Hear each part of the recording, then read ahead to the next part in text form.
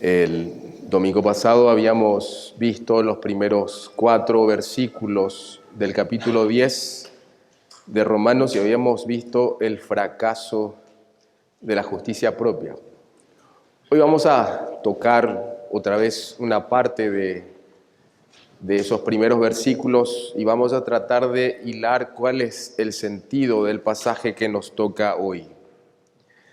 Y vamos a leer el pasaje desde el versículo 1 del capítulo 10 hasta el versículo 13 y dice: Hermanos, ciertamente el anhelo de mi corazón y mi oración a Dios por Israel es para salvación, porque yo doy testimonio de que tienen celo de Dios, pero no conforme a ciencia, porque ignorando la justicia de Dios y procurando establecer la suya propia, no se han sujetado a la justicia de Dios. Porque el fin de la ley es Cristo, para justicia a todo aquel que cree. Porque de la justicia que es por la ley, Moisés escribe: así, el hombre que haga estas cosas vivirá por ellas, pero la justicia que es por la fe dice así: no digas en tu corazón, ¿quién subirá al cielo? Esto es, para traer abajo a Cristo. ¿O quién descenderá al abismo? Es decir, para hacer subir a Cristo de entre los muertos. Mas ¿qué dice? Cerca de ti está la palabra de tu boca y en tu corazón. Esta es la palabra de fe que predicamos, que si confesares con tu boca que Jesús es el Señor y creyeres en tu corazón que Dios le levantó de los muertos, serás salvo. Porque con el corazón se cree para justicia, pero con la boca se confiesa para salvación.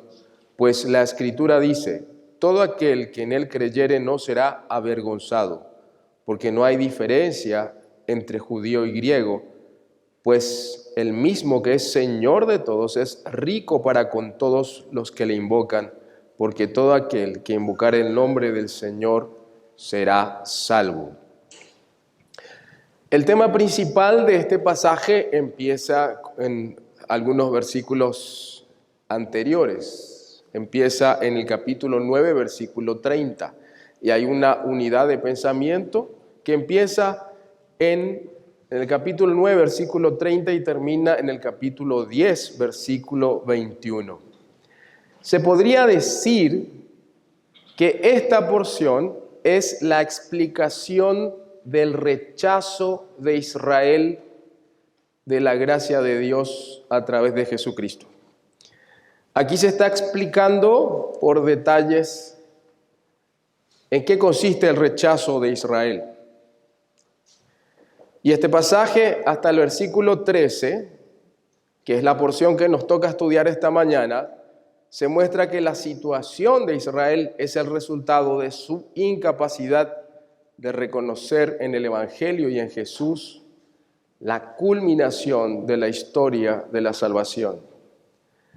La palabra clave en este pasaje, en esta porción que empieza en el capítulo 9, versículo 30, es la palabra justicia, que aparece al menos 10 u 11 veces. 10 veces de una forma y con una pequeña variación en el versículo 3. Serían 11 veces. Después de utilizar esta palabra para referirse Pablo a la justicia moral, en los capítulos 6 al 8, vuelve Pablo a utilizar en un sentido, digamos, en un sentido judicial. El mismo sentido que usó en los primeros 4 versículos de la epístola a los romanos. ¿Y cuál es el sentido de justicia para Pablo que está usando aquí, que retoma de los primeros 4 versículos? Que el estado de justicia delante de Dios es el producto de la obra justificadora de Dios en Cristo. Es una justicia que el pecador recibe, no es una justicia intrínseca. Es un estatus de justicia que Dios se encarga de establecer. Y en los primeros 4 capítulos Pablo se dedicó a demostrar que una persona solamente puede experimentar una buena relación con Dios a través de la fe, y hemos leído esta mañana la porción con nuestro hermano Hugo acerca de la justicia que es por la fe.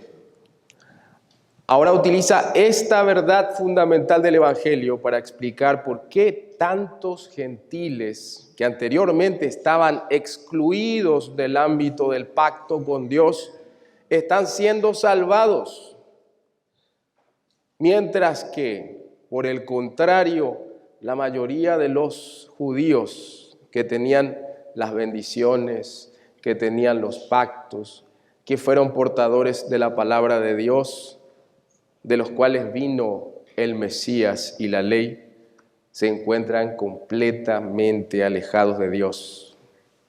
Para explicar esto, Pablo entonces hace el mismo contraste 3 veces. En los últimos versículos del capítulo 9 hace un primer contraste entre la justicia basada en la fe contra la ley de justicia. Dice que los israelitas no alcanzaron la gracia, fallaron porque trataron de tener una justicia por obras y no por la justicia que es por fe. El segundo contraste es lo que vimos el domingo pasado en el versículo 3, hoy vamos a tocar un poco de eso, que es la justicia de Dios en contraste con la justicia propia. Y el tercer contraste, la justicia basada en la ley en contra de la justicia basada en la fe. Hermanos, hoy, esta mañana, vamos a ver este tercer contraste que hace Pablo entre los 2 tipos de justicia. Y es el corazón de nuestro estudio hoy. Podríamos dividir el sermón de esta mañana en 4 puntos fundamentales. La fe en Cristo pone fin a la búsqueda inútil de justicia mediante esfuerzos imperfectos de cumplir la ley.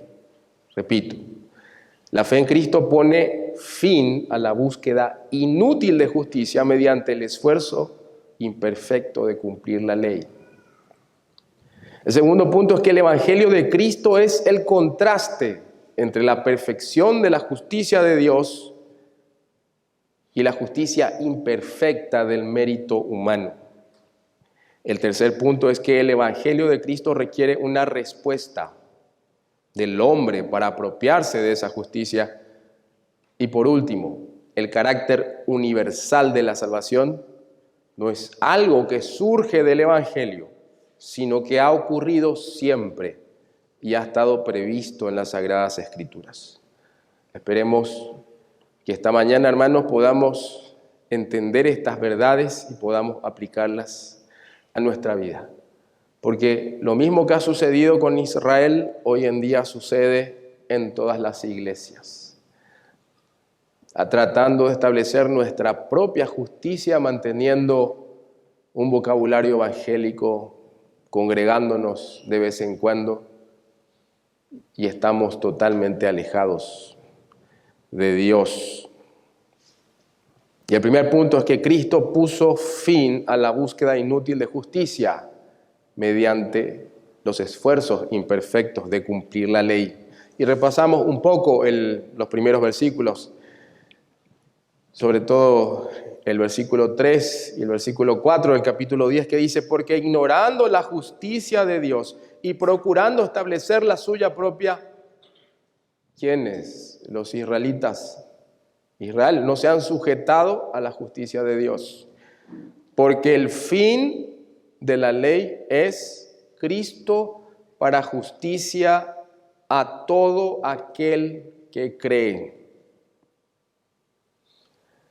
Entonces, ¿en qué falló Israel? En que ignoró la provisión de Cristo para su salvación. A causa de la actitud arrogante de sentirse satisfechos y justos en sí mismos, los judíos fueron ciegos a la maravillosa verdad del nuevo pacto, que el fin de la ley es Cristo para justicia. Y estuve averiguando algunas cosas que obviamente no pude incluir en el sermón, no hubo suficiente tiempo para todas esas cosas, y que resultaron de una conversación de un muchacho ex bautista que hoy en día asiste a una iglesia judaizante en Lambaré. Veo que las personas están tan embebidas por las cosas que parecen novedosas, y muchas veces el judaísmo tiene cosas que son novedosas para los creyentes porque tenemos cierto apego a la Biblia y a la historia de Israel, y hay gente que se pierde en la justicia que es por obras. Y he visto en algunos libros que estuve leyendo la arrogancia de la justicia propia en muchos considerados sabios en Israel, que inclusive ponían la tradición oral por encima de la ley de Dios. Y ahí entendí cuando dijo Jesucristo que erráis ignorando las Escrituras y el poder de Dios, y cuando decían que enseñaban como doctrinas de Dios, doctrinas de hombres. Ellos, los sabios que escribieron explicaciones y comentarios acerca de la Torá, que es el Pentateuco, que nosotros conocemos como el Pentateuco, los primeros 5 libros de la Biblia, ellos dicen en algunos casos que incluso son superiores y más exquisitos que la propia ley. Y esa arrogancia no es propia únicamente de Israel, es propia de cada uno de nosotros, cuando pensamos que tenemos algún mérito y que nuestros méritos valen delante de Dios. Por eso tropezaron en la piedra de tropiezo que es Cristo. Y podemos decir que quienes piensan que ya son justos y aceptables para Dios están sumidos en la ignorancia con respecto a la verdadera provisión de justicia que Dios ofrece a la humanidad. Cuando le alenté a este muchacho de que busque en la palabra de Dios cómo sorprenderse de Dios, porque el protagonista de la Escritura es Dios.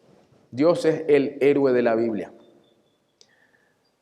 Y le dije, mira, yo pienso que deberías leer la Biblia y pensar cómo es Dios.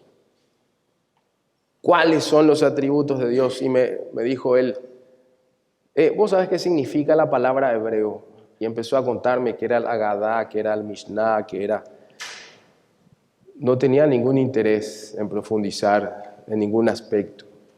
Estaba metido en lo que era novedoso y en la información, conocer por conocer, y no en una vida piadosa, es la impresión que me dio. Los judíos en el tiempo del Nuevo Testamento procuraban cumplir la ley por sus propios esfuerzos y así alcanzar un nivel aceptable para Dios. Pero Pablo declara que Cristo es el único fin y el cumplimiento aceptable de una justicia perfecta y divina. Aquí Pablo emplea el término ley como ley mosaica y se refiere a la totalidad de los mandamientos y requisitos de Dios bajo el antiguo pacto, incluyendo cosas tales como la observancia de los sacrificios en el templo y las fiestas solemnes. ¿Qué nos dice la palabra de Dios? Podemos resumirlo en lo siguiente: que la ley fue dada para llevarnos a Cristo. Pablo dice, de manera que la ley ha sido nuestro ayo, nuestro guía para llevarnos a Cristo, a fin de que fuésemos justificados por la fe. Ninguno de los sacrificios y del sistema religioso que Dios mismo ordenó a Israel tiene un valor igual al sacrificio de Cristo.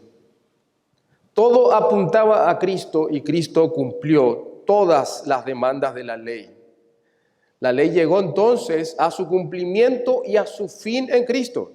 En Efesios capítulo 2, versículo 15 dice Pablo acerca de Jesús, que abolió en su carne las enemistades, la ley de los mandamientos expresados en ordenanzas, para crear en sí mismo de los dos, tanto los judíos como los gentiles, un solo y nuevo hombre, haciendo la paz. En Colosenses 2:14 expresa, anulando el acta de los decretos que había contra nosotros, que nos era contraria, y clavándola en la cruz. Y en tercer lugar, respecto a esto, podemos ver que la ley llegó a su fin en Cristo. Por eso Pablo a los Gálatas les dice: de Cristo os desligasteis los que por la ley os justificáis, de la gracia habéis caído. Esto no solamente fue el punto ciego en el ojo de la nación de Israel, sino que también es el punto de ignorancia espiritual entre las multitudes de miembros de la iglesia. Hay muchas personas que se ven seducidas a poner un menorá en el salón de culto, o quizás empezar a cambiar los nombres de ciertas fiestas con nombres hebreos. Ninguna de esas cosas contribuyen verdaderamente a la piedad, sino solamente a formalismos externos. Otros se ven seducidos por algunas sectas que en algunos casos obligan a guardar el sábado. Y no solamente eso, en nuestras iglesias también hay formalismos externos que nosotros consideramos como una suerte de regla que no se debe romper. Respecto a formalismos en el culto que quizás hoy en día ya no tenemos, pero hay personas que sí son muy apegadas a los formalismos. El comentarista Newell dice: la ley no es en manera alguna más una regla de vida que un medio de justicia. Si bien la ley es buena, como dice Pablo, es una regla de vida, pero no es un medio de justicia, porque ninguno de nosotros puede alcanzar su estándar. Y el versículo 4 señala una verdad que se ve en el último versículo de esta porción: la universalidad de la fe en Cristo, que es el cumplimiento de toda la ley. Porque el fin de la ley es Cristo para justicia a todo aquel que cree. Todo aquel se refiere a que es universal, que la salvación es universal, y que cree implica que es gratuita. Y así como leímos esta mañana, por las obras de la ley ningún ser humano será justificado delante de él, porque por medio de la ley es el conocimiento del pecado. Pero ahora, aparte de la ley, se ha manifestado la justicia de Dios, testificada por la ley y por los profetas. La justicia de Dios por medio de la fe en Cristo para todos los que creen en Él. Es universal y es gratuita.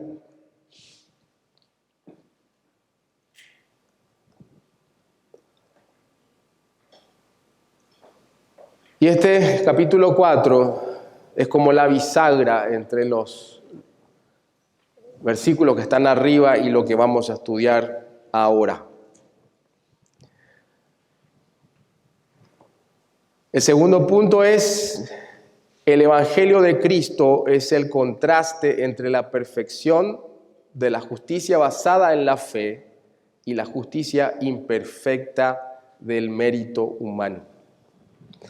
Y vamos a leer en el versículo 5, dice: porque de la justicia que es por la ley, Moisés escribe así: el hombre que haga estas cosas vivirá por ellas. Y acá está citando un pasaje en Levítico, capítulo 18, versículo 5, cuando dice, habló Jehová a Moisés diciendo, habla a los hijos de Israel y diles, yo soy Jehová vuestro Dios, no haréis como hacen en la tierra de Egipto, en la cual morasteis, ni haréis como hacen en la tierra de Canaán, a la cual yo os conduzco, ni andaréis en sus estatutos. Mis ordenanzas pondréis por obra, y mis estatutos guardaréis andando en ellos. Yo, Jehová vuestro Dios, por tanto guardaréis mis estatutos y mis ordenanzas, los cuales haciendo el hombre vivirá por ellos. Si bien guardar la ley completamente es imposible para el ser humano, esto también implicaba un acto de fe. Porque tanto en el Antiguo Testamento como en el Nuevo Testamento, en el Antiguo Pacto y en el Nuevo Pacto, nosotros vemos que la salvación siempre ha sido por fe. Y Pablo lo señala en los primeros capítulos cuando dice que Abraham creyó y su fe le fue contada por justicia. En otras palabras, todo el que confíe en su propia obediencia a la ley se hace responsable de cumplir todo lo requerido por la ley. Ese es el problema. Que la ley de Dios está, el estándar de Dios está, pero el hombre está obligado a cumplir cada detalle requerido por la ley para alcanzar la justicia. Pero el estándar del hombre es insuficiente.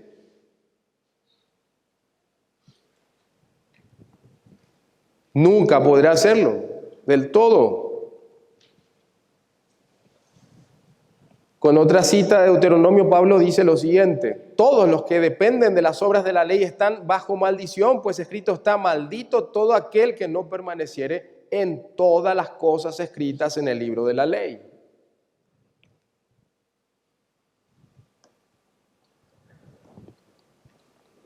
Santiago, capítulo 2, versículos 10, dice, cualquiera que guardare toda la ley pero ofendiere en un punto, se hace culpable de todos. En otras palabras, si tal cosa fuera posible, una persona que fallara tan solo en un punto de la ley, seguiría igual de perdida que una persona que fallara en todos los puntos de la ley.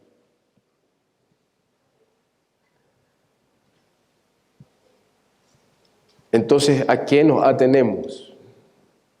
Si yo miento, mi mentira me condena tanto como el que mata, como el que roba. Y ciertamente es así, porque Dios es un Dios santo. Estamos hablando de la justicia de Dios en relación a la justicia del hombre. La justicia que es por la ley de Moisés es una justicia que es responsabilidad del hombre cumplir, y ese estándar de justicia es insuficiente. No puede hacer nada. Ante los ojos de Dios, esa justicia es del todo injusta.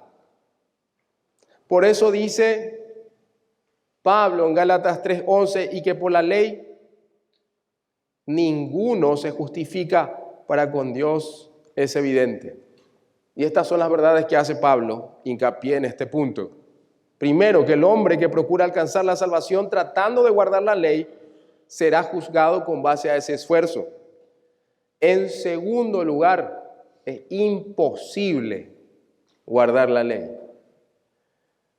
Y tercero, el fracaso inevitable de la justicia por obras resulta en condenación eterna. Por eso era tan horrible para los israelitas escuchar que el más fervoroso fariseo fuera incapaz de guardar la ley. Y es lo que dice Jesucristo cuando predica en el capítulo 5. Dice, si vuestra fe de Mateo no fuere mayor a la de los escribas y fariseos, gente de mucho prestigio en el estudio, en el conocimiento y en la rigurosidad de guardar todos los mandamientos y ordenanzas. Si vuestra fe no fuere mayor que la de ellos, no podrán entrar al reino de Dios. Muchos judíos creían que eran aceptables delante de Dios por el simple hecho de ser judíos, miembros de su raza escogida al ser descendientes físicos de Abraham. Y así me dijo un compañero de trabajo que asiste a una iglesia, que es creyente, me dijo: ¿cómo hubiera querido ser judío? Estoy analizando mi genealogía por si acaso no fuera judío, porque quisiera ser judío. Pero Pablo echa por tierra que eso sea una ventaja si la persona no confía en Jesucristo para salvación y esa persona está perdida. Le dije: no es necesario. Si estás en Cristo, ya tienes todos los privilegios de un hijo de Dios. Según sus propios pensamientos, aún el judío más réprobo, esto era lo que ellos pensaban, era más agradable a Dios que el gentil más íntegro. No obstante, Pablo deja en claro que la ley produce ira. Romanos capítulo 4, versículo 5. Es un hecho que el hombre puede obtener cierta justicia en la ley, pero es claro que sería su propia justicia.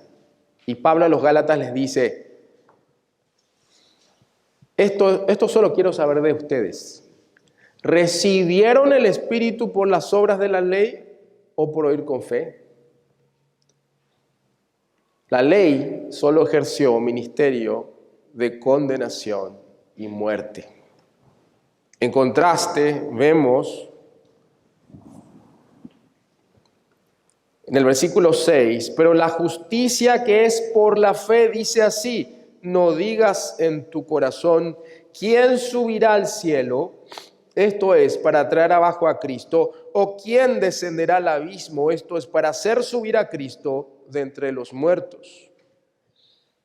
Mas ¿qué dice? Cerca de ti está la palabra, en tu boca y en tu corazón. Pablo entonces personifica a la justicia que es por la fe y le hace decir algo, ¿sí? ¿Qué es lo que dice la justicia? Primero empieza con que no dice la justicia y utiliza un pasaje en Deuteronomio 9:4. Vamos a leer Deuteronomio 9:4 para tener una idea. Cuando dice: no digas en tu corazón.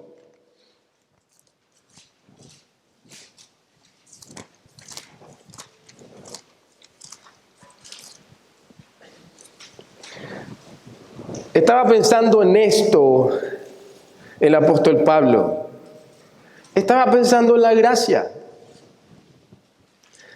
Aún en el pueblo de Israel que recibieron la ley y que tenían que cumplir las ordenanzas de la ley porque Dios les mandó.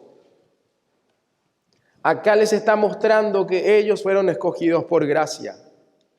No pienses en tu corazón cuando Jehová, tu Dios, los haya echado a sus enemigos. Ellos estaban por conquistar Canaán. Era la segunda generación de israelitas que salieron de Egipto, porque la primera generación fue desechada y estuvieron 40 años en el desierto.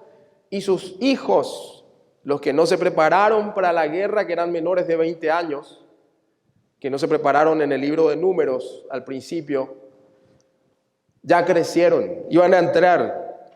Y Moisés está escribiendo este último libro y les dice: no pienses en tu corazón cuando Jehová, tu Dios, los haya echado. ¿A quiénes? Los cananeos, porque ellos tenían que echar a esos pueblos de lo que sería la tierra prometida.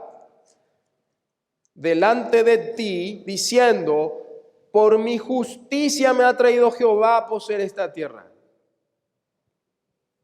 Pues por la impiedad de estas naciones Jehová las arroja delante de ti, no por tu justicia, ni por la rectitud de tu corazón entras a poseer la tierra de ellos, sino por la impiedad de estas naciones. Jehová tu Dios las arroja delante de ti, y para confirmar la palabra que Jehová juró a tus padres, Abraham, Isaac y Jacob. Desde los tiempos de la ley, Dios muestra su gracia y misericordia. No es por nuestra justicia, ni en aquel tiempo fue por su justicia, ni en este tiempo, ni en el futuro, y nosotros tampoco. No es por nuestra justicia que estamos aquí. Algunas personas piensan erróneamente que el evangelio es para los drogadictos, para los borrachos. Entonces, quizás le agarren a uno de ustedes y le digan, ¿sabes que tengo un primo, un hermano drogadicto? Llévala a tu iglesia, le hace falta. No, es para todos nosotros. Todos nosotros estamos bajo condenación por la justicia propia, no alcanza el estándar de santidad de Dios. Por lo cual, por su misericordia, no por nuestra justicia, estamos hoy aquí parados. Así pues, Pablo añade apoyo bíblico implícito a su crítica a Israel, al Israel de su tiempo, por estar buscando su propia justicia. Tras este fragmento, este pasaje, el apóstol le añade directamente una cláusula tomada de Deuteronomio 30, 12. Vamos a ver Deuteronomio 30.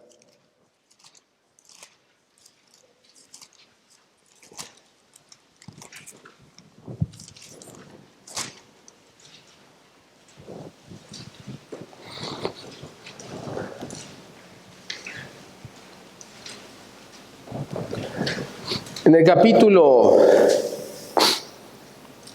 30, Moisés le dice a los hijos de Israel, prevé que ellos van a fracasar en cumplir la ley. Les dice que van a estar cautivos. Les dice que Dios los va a traer de vuelta y va a restaurar su corazón. Versículo 3, entonces Jehová hará volver a tus cautivos y tendrá misericordia de ti, volverá a recogerte de entre todos los pueblos a donde te hubiere esparcido Jehová tu Dios. En el versículo 6 dice, y circuncidará Jehová tu Dios tu corazón, el corazón de tu descendencia, para que ames a Jehová tu Dios con todo tu corazón y con toda tu alma, a fin de que vivas. Entonces, el cumplimiento de la ley en el Antiguo Testamento también era por fe, requería un acto de fe que era expresado en el amor del creyente hacia Dios. Por eso Jesucristo dice, si me amáis, guardad mis mandamientos. Porque siempre fue por fe. Nunca implicó una expresión externa de piedad en solamente cumplir estos pasos. 1, 2, 3, A, B, C. Siempre fue un aspecto del corazón. Y dice en el versículo 12. Versículo 11. Porque este es el mandamiento que yo te ordeno hoy. No es demasiado difícil para ti ni está lejos. No está en el cielo el mandamiento. Para que digas, ¿quién subirá por nosotros al cielo y nos lo traerá? Y no lo hará oír, nos lo hará oír para que lo cumplamos. Ni está al otro lado del mar para que digas, ¿quién pasará por nosotros el mar para que nos lo traiga y nos lo haga oír a fin de que lo cumplamos? Porque muy cerca de ti está la palabra en tu boca y en tu corazón para que la cumplas. Y acá hay una cuestión extraña porque Pablo le aplica a Jesucristo algo que Moisés aplica al mandamiento, que era la ley. ¿Acaso es intercambiable la ley con Cristo? Podríamos decir, bueno, el fin de la ley es Cristo. Pero quizás no sea una explicación correcta, sino que es una aplicación que está haciendo Pablo. Así como El mandamiento que Dios le dio a Israel fue un acto de gracia. A un pueblo que escogió por gracia, no por ser el más grande, sino que era el más pequeño y el más insignificante, dice la Biblia. Lo escogió y le dio su ley, le dio sus mandamientos que eran santos para que vivan y para que sean portadores de la imagen de Dios santo. Y así como en el Sinaí, Dios les dio su ley como un acto de gracia, también en este tiempo Dios, como un acto de gracia, envió a su Hijo. Y su palabra está cerca de nuestra boca y cerca de nuestro corazón. Así como dice en Hebreos 1, que Dios habló muchas veces por los profetas, de muchas maneras por los profetas, incluyendo Moisés, que era un profeta. Pero ahora nos ha hablado a través de su Hijo. Así de cercano, como un acto de gracia, así como Dios en un acto de amor dio su ley tan cercana para que cumpla Israel sus palabras, así también nos trajo a Jesucristo. Y lo tenemos cerca de nuestra boca y de nuestro corazón. Pero así como Israel, teniendo tan cerca, tan a mano la palabra de Dios, se perdieron en innumerables ocasiones. Podríamos hacer una lista de toda la historia bíblica hasta hoy. Así también muchos creyentes hoy en día tienen acceso a un sermón en YouTube, tienen acceso a una Biblia. Si van a un hotel, hay una Biblia de los Gedeones en algún cajón. Algún hermano con quien hablar, una iglesia cerca. Sin embargo, desechan la gracia de Dios y dejan la palabra de Dios en segundo plano. Y dicen, mi tiempo, mi dinero, mi diversión, este es mi día. Ni tu tiempo, ni tu dinero, ni tu diversión, ni tu trabajo te pertenecen. Todo es de Dios. Y dice, porque este mandamiento que yo te ordeno hoy no es demasiado difícil para ti ni está lejos. Y así también Cristo no está lejos. Vamos a leer en nuestra porción en Romanos.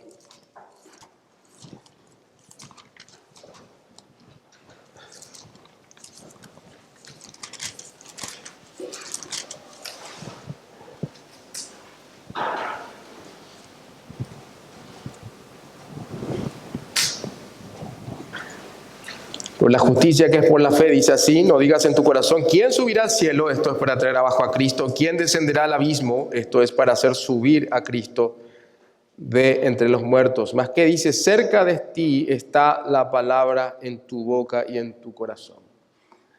¿Y a qué se refiere con traer a Cristo y subir a Cristo?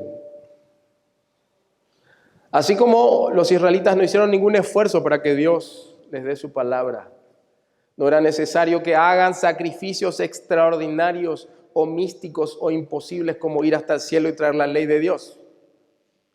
O ir al mar y sacar del mar la ley de Dios para que alguien les haga oír. Así también la palabra del Evangelio de hoy.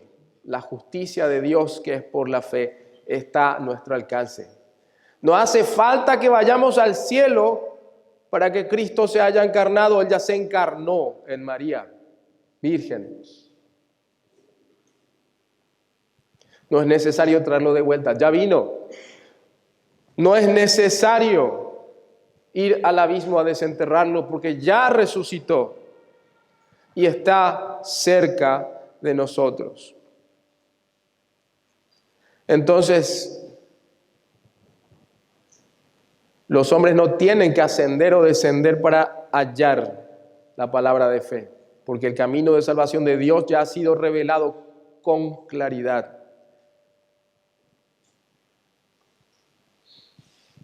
Aún bajo el antiguo pacto, los hombres podían clamar la gracia de Dios con un simple hecho de recibirla con fe.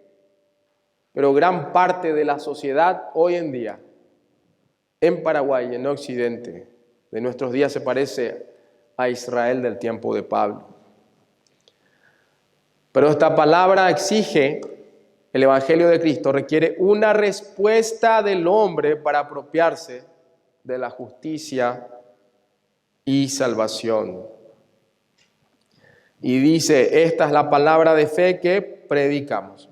Versículo 9, que si confesares con tu boca que Jesús es el Señor y creyeres en tu corazón que Dios le levantó de los muertos, serás salvo.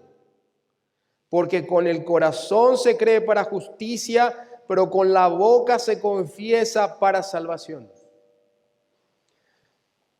Y es un versículo muy conocido por todos. Es un versículo de evangelismo. Y aplicado a los israelitas del tiempo de Pablo, de los tiempos de Cristo, vemos que confesar a Cristo públicamente era una cuestión muy difícil. Si se acuerdan de Juan capítulo 3, el Evangelio de Juan capítulo 3, los dos últimos versículos del capítulo 2, dice que muchos creyeron en Jesucristo por las señales que hacía. Es decir, ellos creían que Él era el Mesías, que los milagros que hacía provenían de Dios, que Él era lo que decía ser. Pero dice, pero el Señor no se fiaba de ellos, porque conocía a todos. Y luego dice, un hombre llamado Nicodemo, un principal de los fariseos, llegó junto a Jesús de noche. Se escondió. Tenía vergüenza.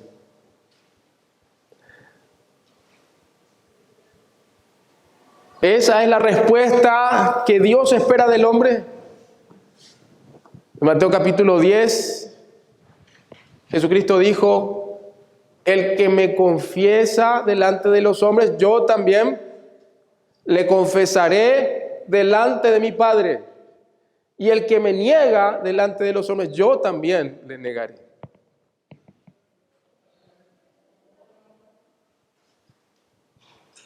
Debemos entender esa verdad. En primer lugar, con el corazón se cree y así se otorga justicia. Y en segundo lugar, con la boca se confiesa y se otorga la salvación. No está diciendo que existe ¿cómo se dice? Un requisito más para la salvación, que no sea creer con el corazón. Está hablando de una manifestación externa de lo que hace el corazón.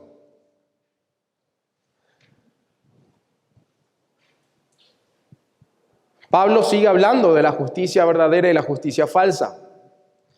La justicia falsa está basada en las obras, la cual es imposible de cumplir. Por otro lado, la justicia verdadera está basada en la fe en Cristo, quien le confiere su propia justicia perfecta a los que creen en Él. Y en estos versículos Pablo está haciendo una equiparación entre justicia y salvación. Estas dos verdades representan un lado positivo y un lado negativo de la redención de Dios. Cuando estamos hablando del lado positivo de la gracia redentora, estamos hablando de que la gracia redentora de Cristo refleja su propia justicia perfecta, la cual imputa en su gracia y concede a aquellos que creen en su Hijo Jesucristo. Dios le da un estatus diferente. El lado negativo de la obra de Dios en el creyente es la salvación, aquel rescate divino del pecado que separa al hombre caído del Dios Santo. Y repito, el lado positivo de la redención es que Él nos hace justos, cambia nuestro estatus. Y el lado negativo es que nos salvó del pecado y la separación del pecado. De forma simultánea, el creyente es declarado justo, justificado, hecho justo, regenerado.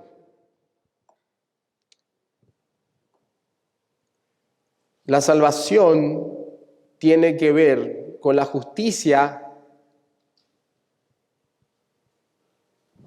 y la justicia es aquello en lo cual nosotros nos convertimos.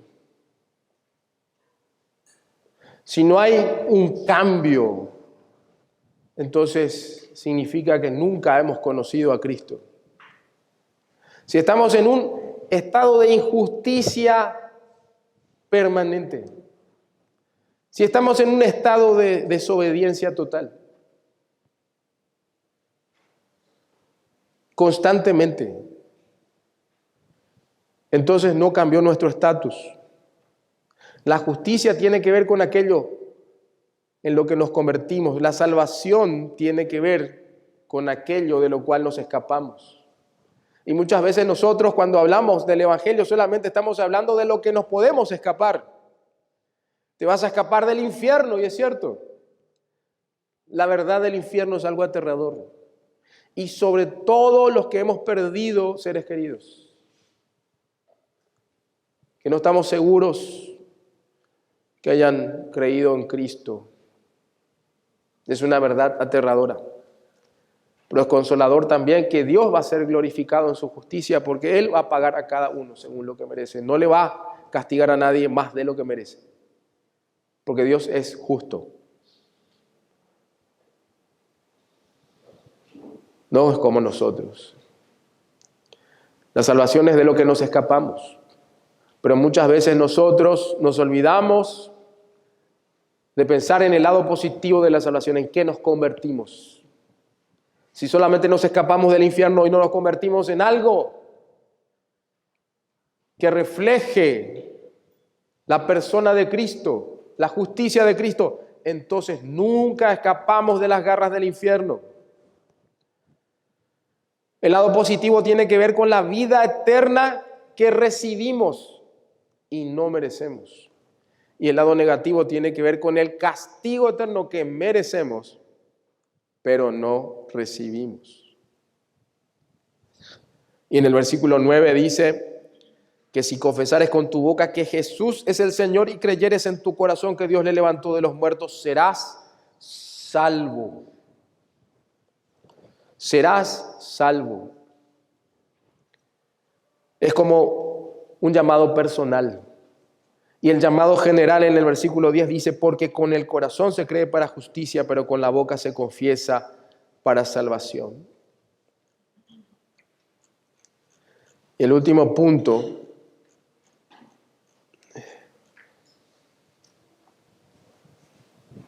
muestra el carácter universal de la salvación. No es algo que surge con el Evangelio, sino que ha ocurrido siempre y ha estado previsto en las Sagradas Escrituras. Pablo le está mostrando a los israelitas. Esto ya estaba escrito en la Biblia.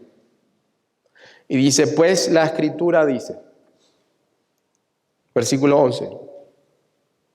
Pablo se refiere a la Biblia, hasta ese entonces escrita.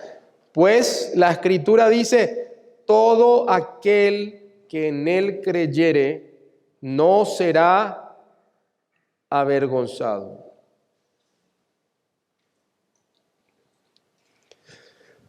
En Isaías 28:16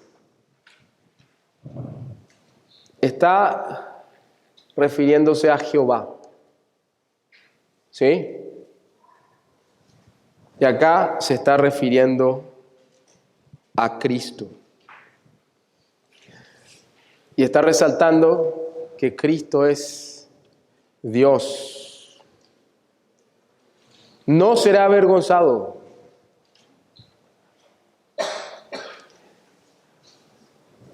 Y dice, porque no hay diferencia entre judío y griego, pues el mismo que es Señor de todos es rico para con todos los que le invocan.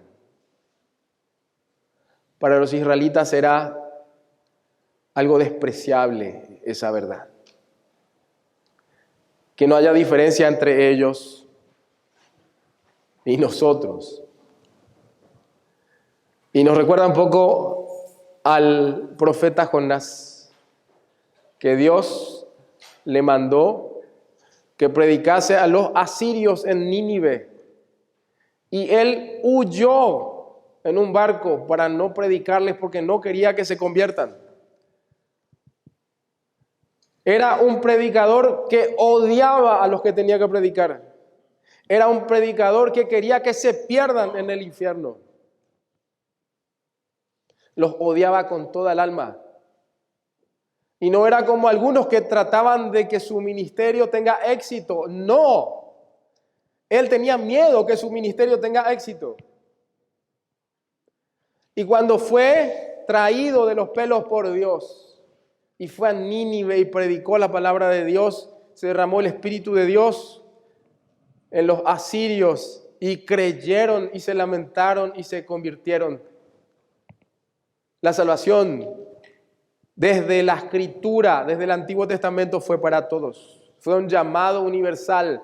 ¿Y qué hizo el profeta? Se enojó con Dios y le dijo: por eso me fui, por eso me escapé, porque sé que eres misericordioso y que los ibas a perdonar.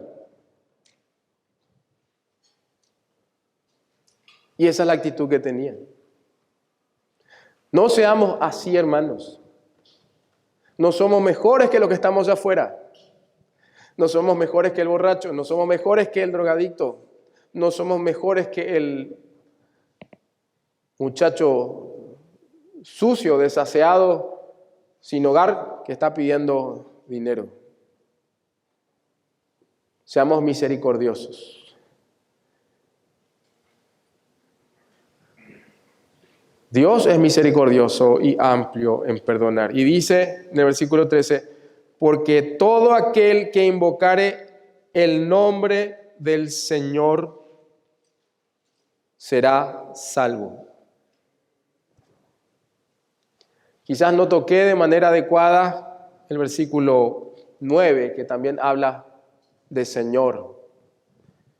¿Qué es lo que tenemos que confesar? Que Jesús es el Señor. Él es el Señor de todas las cosas. El Señor de nuestra vida, el Señor de nuestro tiempo, el Señor de nuestro dinero. Dos verdades tenemos que saber y tenemos que estar seguros de ello. Que Cristo es el Señor. Y el hecho de que Cristo sea el Señor implica que le obedecemos. No es lo mismo que buscar la propia justicia, sino que sabiendo que Él compensa nuestra falta de justicia, le obedecemos. Él es Señor de todo. Y Él resucitó de los muertos. La Biblia dice que Él nos lavó y nos regeneró por la resurrección de su Hijo, Dios. La resurrección fue la verdad que predicaron los apóstoles en el libro de Hechos. Los que eran testigos de su resurrección podrían ser apóstoles.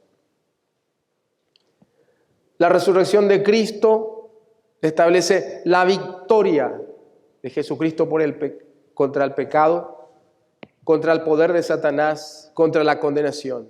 Y también implica la aprobación del Padre del sacrificio de Cristo, perfecto, santo y sin mancha. Vamos a orar, hermanos. Padre Celestial, te damos gracias por tu misericordia. Te damos gracias, Señor, por tus verdades. Quizás, Señor, no hemos sido capaces de explicar con claridad muchas cosas, Señor. Pero te pido que por tu Espíritu nos permitas entender, Señor, lo que hayas querido que sepamos esta mañana. Que podamos, Señor, ser conmovidos con tu palabra. Y poder, Señor, deshacernos del orgullo que viene, Señor, de buscar nuestros méritos y tratar de prevalecer. Y que podamos, Señor, humillarnos delante de ti sabiendo que no somos nada y que en tu misericordia, Señor, nos recoges del barro de nuestros pecados para salvarnos, Señor, de eterna condenación y hacernos justos para ti. Porque tu palabra dice que fuimos llamados a ser santos, Señor. Un pueblo de gente santa, Señor. Te pedimos perdón por nuestros pecados y bendícenos esta mañana en el nombre de Jesús. Amén.